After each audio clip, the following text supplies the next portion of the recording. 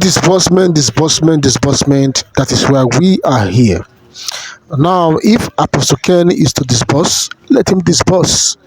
We are not interested in who is going to disburse first. All we just want is let disbursement take place so that other people can also follow suit, and everybody will smile to the bank. I would like you to pay attention to this and subscribe to the update if you have not. And let's continue this conversation in the comment section. Have a great day and pay attention. This morning, it's a matter of grave concern that we need to address some issues within the ecosystem. It's a confrontation against dangerous evil that threatens the integrity of everything we stand for in this movement. It's an evil that is rooted in deception, manipulation, and deliberate exploitation of the vulnerable. We've seen it played out within this ecosystem over time, but I think it's high time we addressed this. There are individuals which could be classified as wolves in sheep's clothing who have taken it upon themselves to spread some satanic rumor that Apostle Ken, the spiritual vessel and instrument that God is using in this divine mission to pioneer this move, would be the last to disburse funds.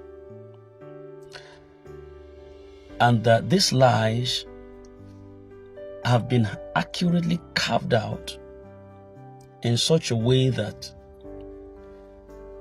the desperate citizens that are struggling in poverty can be pushed into rushing to register for CBN, in quote. Now they are wary to call it now CBN slot because of that assertion from the central bank. So their interest is so that those desperate citizens who are already struggling, impoverished, can be pushed into registering for their CBN and pioneer slots. Mind you, not for empowerment, not for enhancement, not for entrepreneurial liftings, but for this deceiver's personal gain. Now let's call it what it is. This is not strategy. It is wickedness. This is manipulation at the highest level. You are not just playing with people's hopes, you're playing with their survival. These are men and women who have waited for years. They have prayed the prayer they know to pray well. Some of them have fasted. They have believed on, trusting on, hoping on for a better tomorrow. And now, in their very moment of expectations, you choose to corrupt the truth with fear. What kind of conscience do you have? What kind of conscience do you have to use the name of Apostle Ken, a man carrying the weight of this divine vision, to drive a lie that he would be the last to disburse? What is your end game? To create confusion? To cause panic and mistrusts? To build your own platform on the backs of broken people? You are not just spreading lies, you're sowing division. You are turning the faithful against their leader. You are abusing the desperation of the poor for your own selfish agenda. And make no mistake, heaven sees it all. Heaven sights everything. God is not blind. The same way he watches over his children, he also watches those who prey on them. And be ye assured, judgment is coming. You may escape the law. You may block critics on social media. You may devise some today, or deceive some, I beg your pardon. You may deceive some today.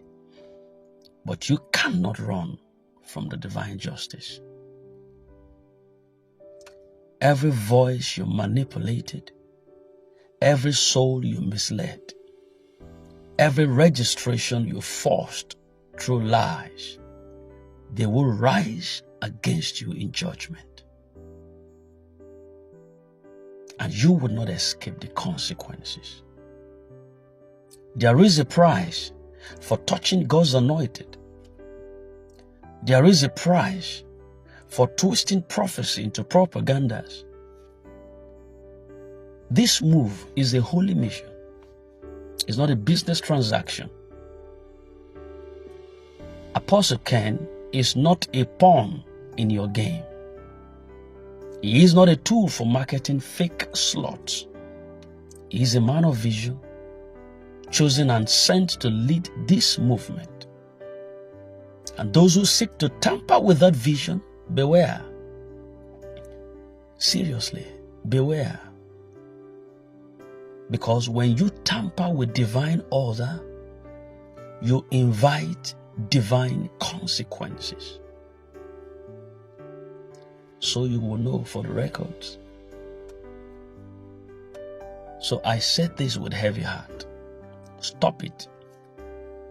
Stop that lie. It is not true. Stop that manipulation. It's not right. Stop those schemes, those fraudulent schemes. That was what brought out the Central Bank of Nigeria in the first place, to debunk that assertion of CBN slots. Is simply because of all the lies attributed to that scheme. Even if it was true after all that there was the CBN slot and the Pioneer slot, but a lot of fraudulent schemes attached themselves to this narrative. Let the people breathe. Let truth prevail. Let Apostle Ken speak for himself. He does not need interpreters of confusion. All disbursement will happen at the appointed time, and they will happen together. Nobody is going last. Nobody is going first. The project is a divine blueprint, not a man-made hierarchy. Yes. Let's guard the vision. Let's stand for the truth. Let us protect the people. Let us see clarity and not confusion of any kind. Let us hear from the horse's mouth, from the legitimate authority and source. All disbursements would be made at the same time. So we heard. Without favoritism, without secret agenda. Anyone saying otherwise is not working in the interest of the people. Apostle Professor Ken Nwakama remains the county director of this great and divine project. He is the sole person who is authorized by the donors to give account and to also oversee the final disbursement. Respect this order and do not allow yourself to be tossed around by the voices of greed disguised as urgency. Don't do that. Don't do that. Greatness is never born in comfort. It is forged in the heat of adversity. in the fire of struggle, and in the face of risk.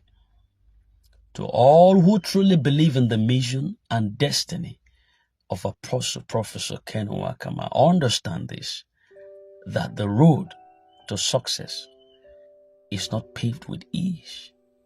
It demands boldness, it demands sacrifice, and the audacity to step into the unknown. If you want to win, you must be willing to lose.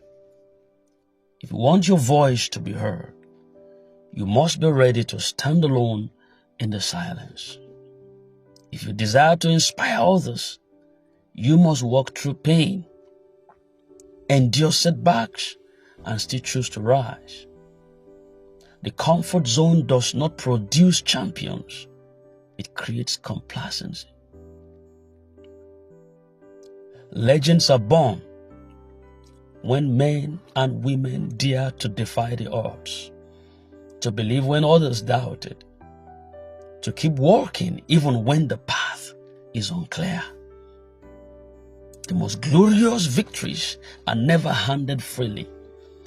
They are earned through risks that terrified the soul, through failures that almost broke the spirit, and through perseverance that refused to die.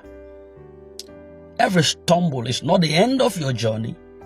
It is a stepping stone, a chapter in your story that one day would empower others. The bruises you bear are not signs of defeat. They are proof that you fought for something bigger than yourself. And those who make history are not those who never fall, but those who refuse to stay down. Like the Bible said, we are pressured on every side, but we are not destroyed. We are not destroyed. They rise again and again. They get scared, but they never surrender. They are mocked, but they are never moved. And through it all, they remain steadfast in hope, in faith, in confidence. That is the true prize of greatness. So today, I urge you, don't fear failure.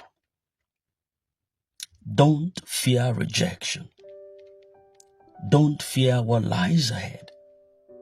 Take the leap. Make the move. Chase that dream of yours with everything that you have.